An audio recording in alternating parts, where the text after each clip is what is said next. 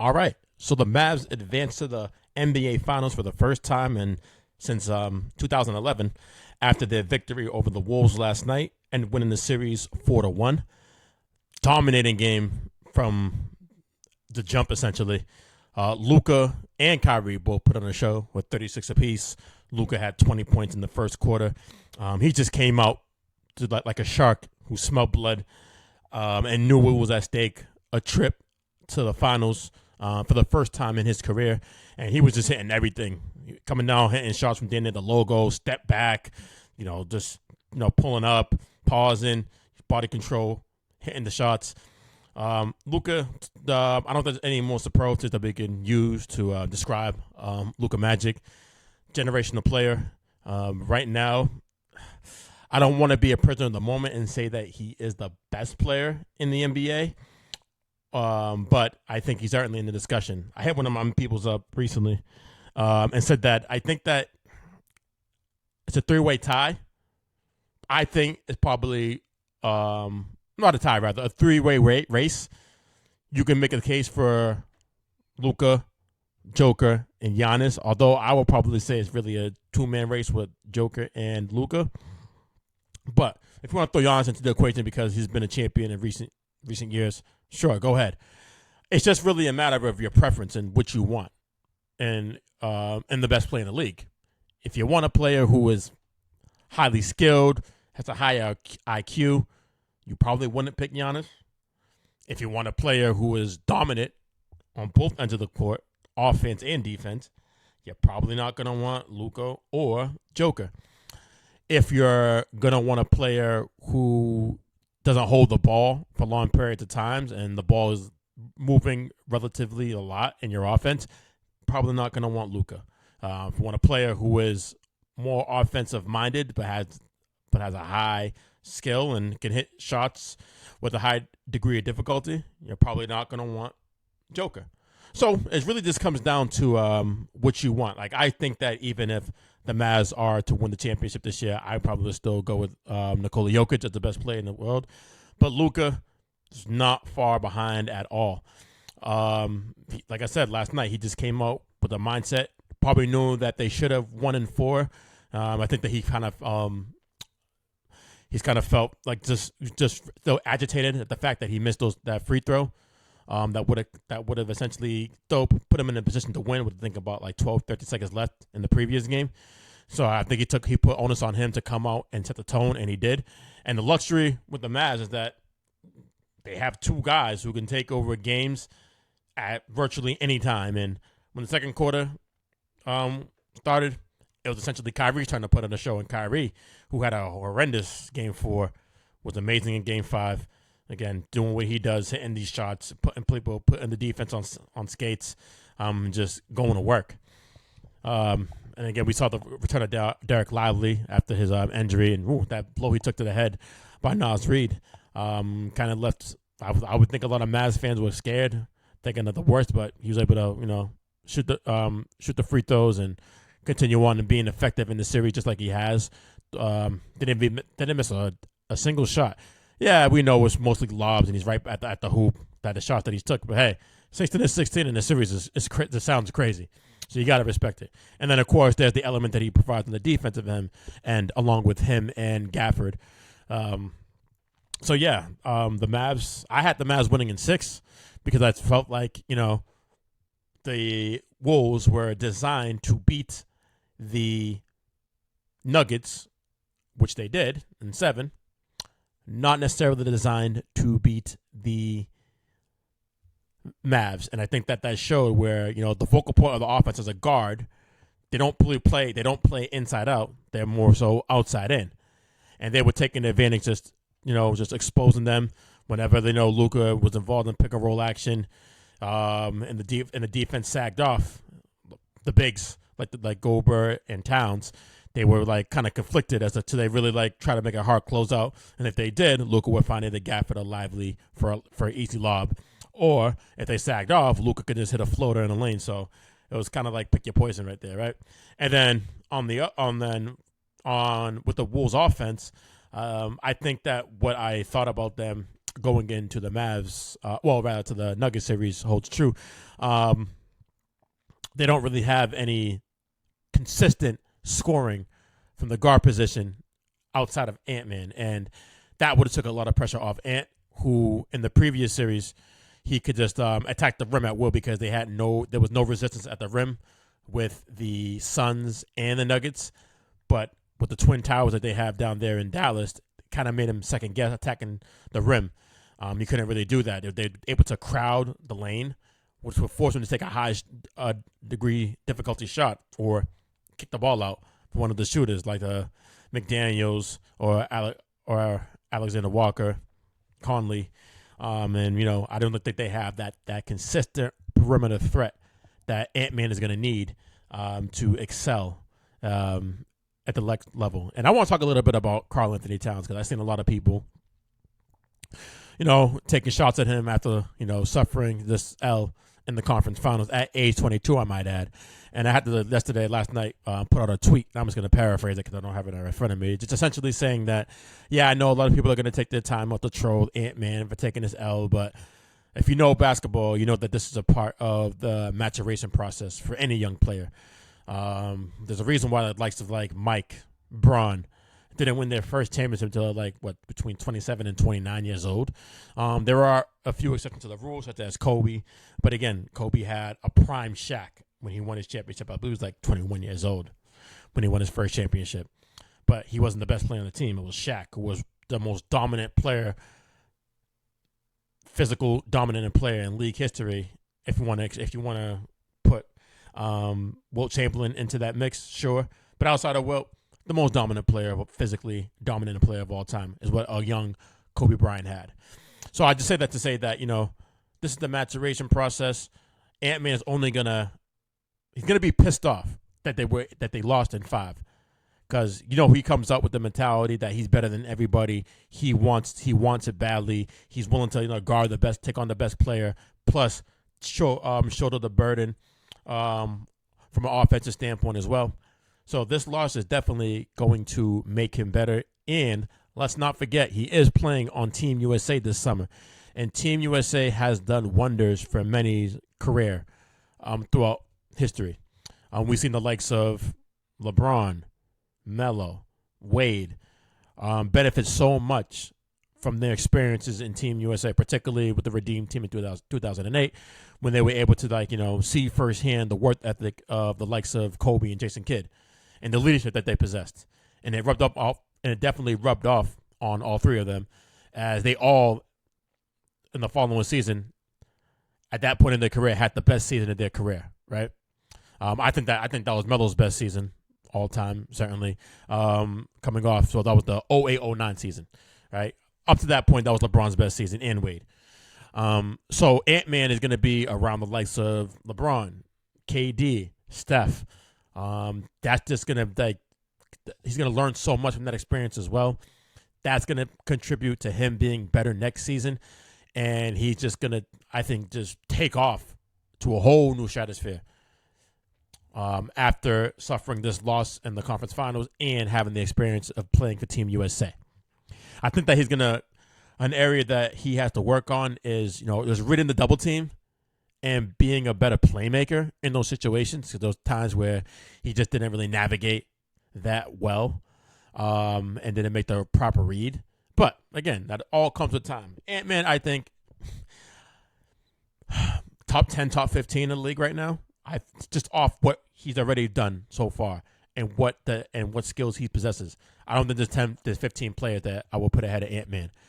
I think next season, top 10. After the season's over, he will be a top 10 player. And also with the Wolves, I don't really know too much about the financial intricacies and everything, but they're probably going to have to improve this team. I don't know. Well, again, I don't know the whole financial situation with them. I haven't done too much research on it. I really haven't have time to research it. But I'm thinking I don't believe in Karl Anthony Towns. Never have. I never will.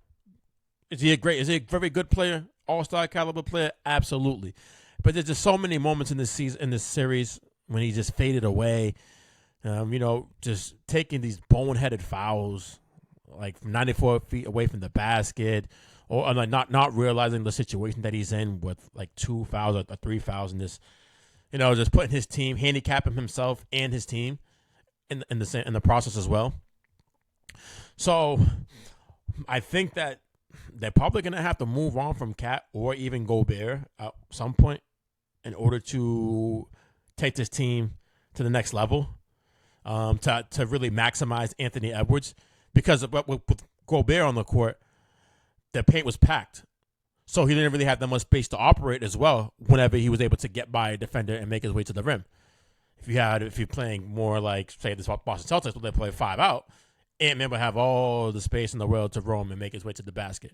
So that kind of like hurt him as well, not having the spacing that we see with most teams in today's NBA. Minnesota's playing 2 bigs. So that may be something they want to look at. Or again, getting a point guard or a player who is like more a guard who's more offensive minded, who can score. I love Mike Conley. He doesn't really have enough. He's not really had his best years are behind him. I think next season will be year 18 for him. So at some point you're probably going to want to upgrade that position as well. It's going to be interesting to see because they can't really just rest on what happened this season. Yes, they were able to knock off the defending champs, and it felt like that was essentially like their championship. It came off, especially when they were where they avoided being swept only to receive the gentleman's sweep in the next round. I think that they were just like where they hung their hat on the fact that they were able to dethrone the defending champions in the Denver Nuggets. But next season, you got a lot of teams coming. You got, of course, Luka and the Mavs are going to be there. You got the Denver Nuggets. They're not going anywhere. They're probably going to try to upgrade their bench, or they should try to upgrade their bench. Oklahoma City, a young team who gained a lot this season, and particularly against the Mavs. They're going to be back and better. Victor Wembanyama is going to take another step. They're probably going to be in the playoff picture as well. I'm saying, like, I say all that to say the Western Conference is going to be no cakewalk at all. It's going to be rough. It's going to be rugged. You really, really got to stay on your P's and Q's and do everything you can to maximize the talents of Anthony Edwards. It's only a matter. But again, I don't really look at their financial side. I don't know what they can do or what they're willing to do. But only time will tell. So Luka, again, and the Dallas Mavericks advance to the conference finals. Luka is the first player in NBA history entering the finals to lead the playoffs in total points, rebounds, and assists. That to me is insane. That's crazy. I'm kind of shocked that LeBron's never pulled that off. I would think he's at least done it. He's at least pulled off the assists and rebounds portions. Probably not the points, since he's not really offensive minded. I think he's more of a pass first type player. He has that mentality of a pass first type player more so than he does it like just get out my way. I'm looking to get bucket at any time. So that probably plays into that he's not on that list, that Luka's by himself. But here we are. Luka is just generational talent, and now he and the Mavs have a tough task ahead of them, and that is going to be defeating the Boston Celtics for the NBA championship in these finals. And it's going to be great. I think it's going to be a classic, exciting NBA finals. Boston has been the best team virtually all year. So much firepower on that team. So many great defenders on that team. Whereas, the Mavs have arguably, I think in my estimation, at least in the modern day era, the best offensive duo in league history. And Stan Van Gundy was getting killed for saying that, making that claim. But I don't see how anybody can deny that. That's what we've seen, especially last night. Two guys. Yes, he's not talking about being like the best, the most accomplished. He's strictly talking about in a vacuum. Two guys who virtually can get any shot they want. You give them the ball, you get out their way, they can go to work, they can score, hit high degree difficulty shots, make great plays with their passing, with their handles. I don't see how that's even up for discussion. I heard people saying, "Oh, that's Steph and Clay." Clay relies on other people to get going on offense, coming off screens, getting the ball handed to him, catch and shoot. He's not a player that you necessarily get the ball to and, you just clear the way out for him and let him go to work. That's not his game. Yeah, they have 4 championships. But in a vacuum, Luka and Kyrie, best offensive duo I've ever seen of guard positions. Even though it's kind of funny, I don't really see why we consider Luka a guard because I never heard anybody refer to LeBron James as a guard, always as a forward. But, hey, here it is. Luka is considered a guard, so he's viewed as a guard in the league, so I'll acknowledge him as a guard. So you got that, right? These finals are going to be interesting. So many amazing storylines coming out of these NBA finals. And, of course, the main one has to be Kyrie Irving coming back to Boston. A place where we can just say that didn't end well, right? There were higher hopes for Kyrie from Boston fans and the Celtics organization when they made the trade for him back in 2017.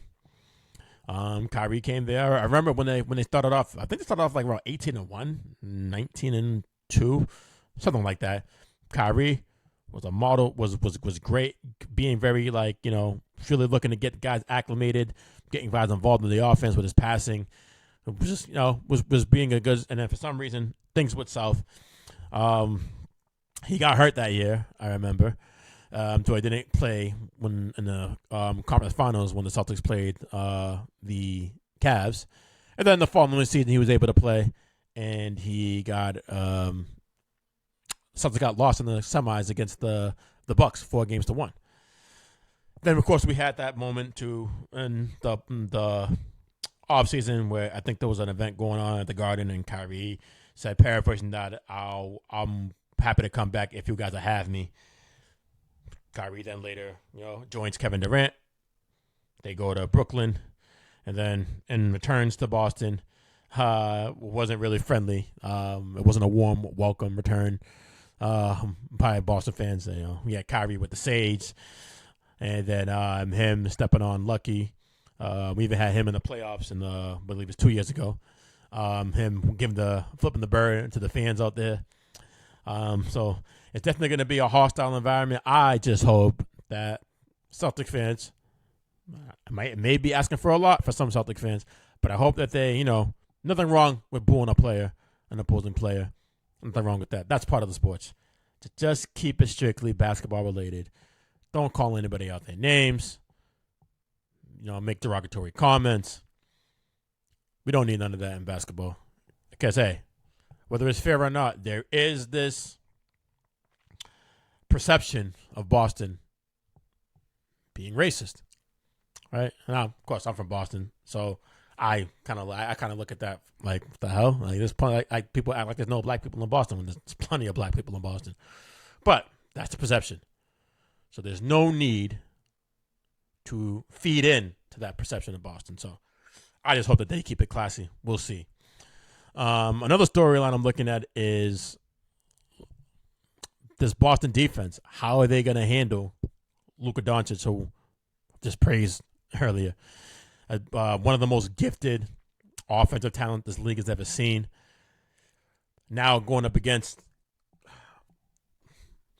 I don't know if it's necessarily the best defense he's ever seen, seeing how Minnesota has seen these playoffs, because Minnesota has been ranked all year as the best defense, and you've seen what he did. He just obliterated them, essentially. And, of course, in the previous series, he had to go up against Lou Dort, who was essentially the ideal defender that anybody would want to guard Luka Doncic if you had your pick, right? So, of course, now you got several bodies that you could throw at Luka, the likes of Drew Holiday, Jason Tatum, Jaylen Brown. So Boston's going to so it's going to be interesting to see how they're going to approach guarding him. Who's going to start off on him first? If I had to bet money, I'm gonna guess that it's gonna be Drew Holiday. I don't think you want Brown or Tatum to guard him just because of his ability to, to bait his defenders into fouls. I don't think that this is a series where we can have Brown or Tatum in foul trouble because that really won't bode well for the Celtics if they are going to pull this off. So I think they will start off with Drew Holiday, but at the same time, I think while Drew's strong, I think he's a little too small for Luka. Luka is too small. I think Luka will have his way with Drew. So, and Derek White just too small as well too. And if we're gonna flip it, Mavs on defense. This series, I think it was Stan Van Gundy who mentioned on the broadcast yesterday, where unlike the series against the Wolves, in which they had essentially Luka on McDaniels, there really isn't anybody that you can hide Luka on, right? In these finals, he can't hide. Everybody on the starting five is a threat, whether it's Brown, Tatum, White, Holiday, Horford, or Porzingis. If Porzingis is going to start, I don't know. I'm going to talk about Porzingis soon. Luka can't hide. So who are they going to put him on? If I was to bet, I would probably start. I would say Drew Holiday, because I think that, yeah, he can go off, he can hit threes and everything, but it's not really in his nature to be aggressive offensively. I think White will be a little bit too quick for him, and of course Luka and JT are just the offensive minded. The bucket getters probably wouldn't be good as well. And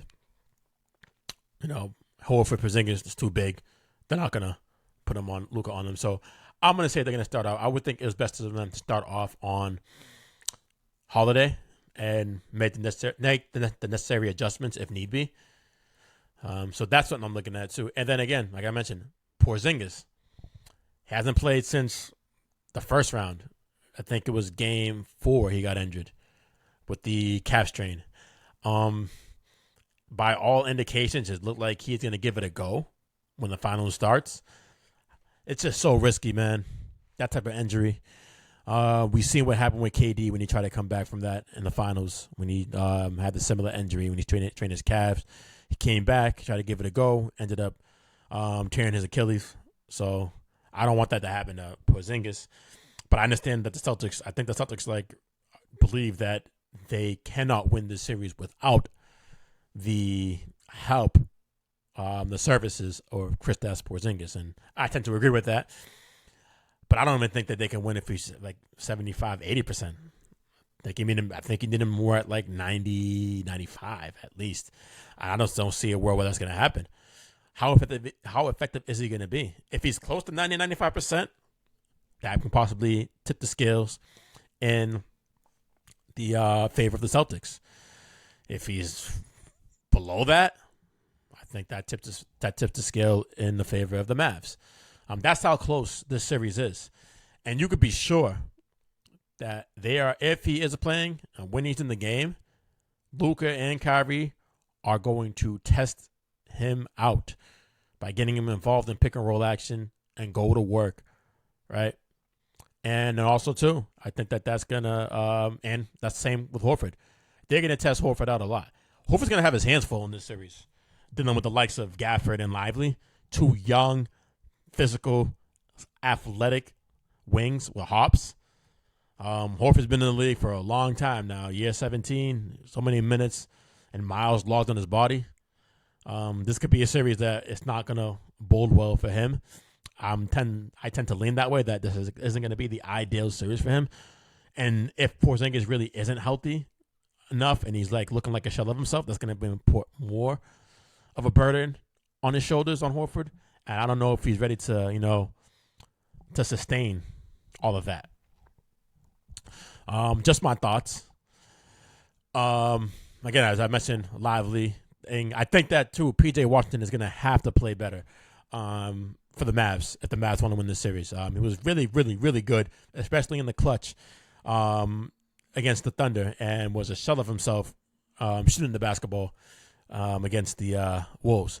He's going to have a lot of open opportunities based with all the attention that Kyrie and Luka are going to draw.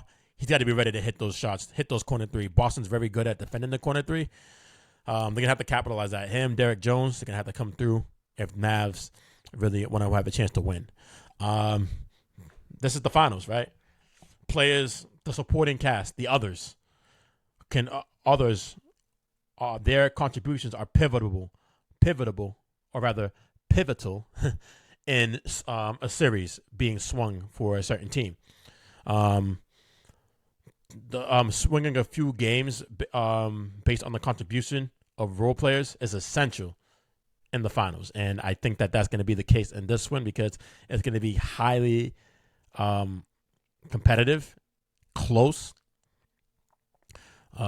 This is going to be a dogfight to the end. Boston, a lot of people think that they've had essentially a cakewalk to the NBA Finals, and hey, they did, but at the same time, it's not in their control, right? They essentially play who's in front of you, and a lot of these teams, best players didn't play at all, or they got hurt midway through the series.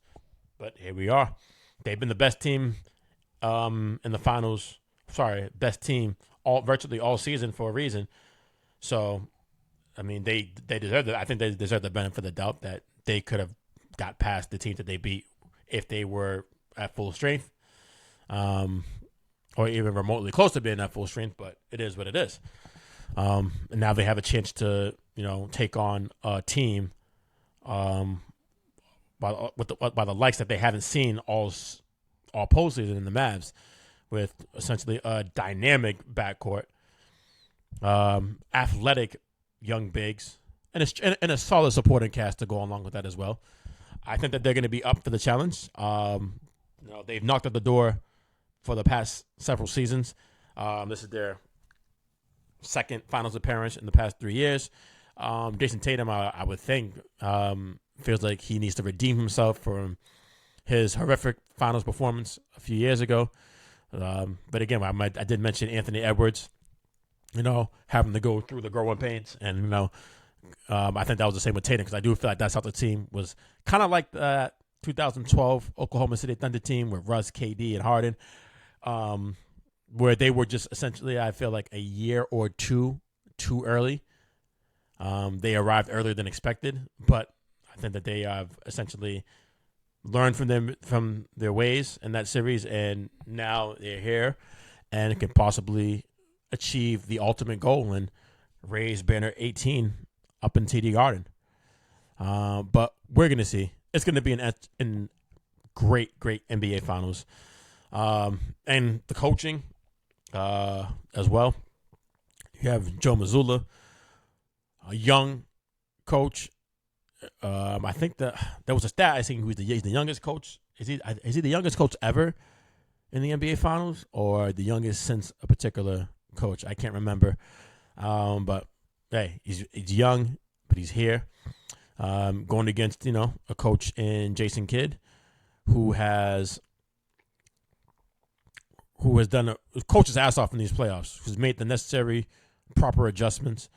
A lot of people who thought that he didn't really do well in Milwaukee or Brooklyn, but now he's in Dallas, and I mean, it doesn't hurt to have a guy like Luka on your side along with Kyrie Irving, right? But hey, I think he really has done a good job at making good adjustments from series to series, and he's essentially how point guards are essentially, or guards are the extension of a coach. I think that that's visible with Luka and Kyrie being an extension of Jason Kidd, who was, I think, top 7 point guard of all time. I'm not budging off that. My favorite point guard of all time. So I think that really goes from a coaching element that would favor the Mavs.